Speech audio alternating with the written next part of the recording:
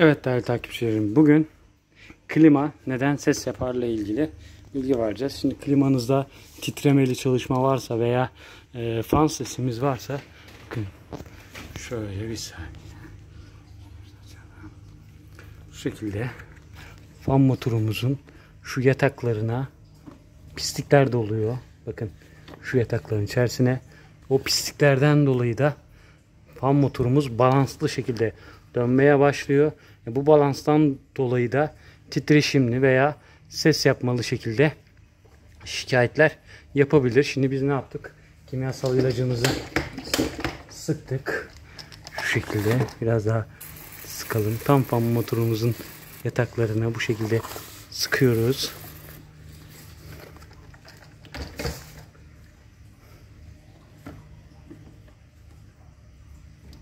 Gördüğünüz gibi.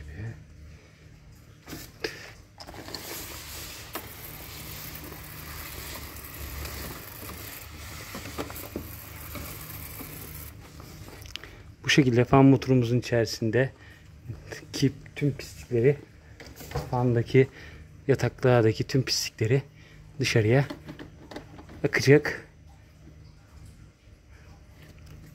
Ve bu sayede fan motorumuzdaki titreşim ve ses şikayetlerimiz azalacak. Uzun süre bunu bu şekilde kullanırsanız sesli bir şekilde fan motorumuzun komple değişmesine sebep olabilirsiniz. O yüzden bu şekilde fanla ilgili şikayetiniz varsa kendiniz yapabiliyorsanız kendiniz yapın. Kendiniz yapamıyorsanız servis çağırarak bu şekilde fan motorumuzu temizlemeniz lazım. Şimdi yalnız kendinizde olsa veya gelen servis de olsa mutlaka şu şekilde şöyle gösterelim. Bir brandası olması lazım. Şimdi çünkü kimyasal ilacımızı gördüğünüz gibi bakın akıntılar yapıyor. Aynı şekilde şimdi temiz su da sıkacağız.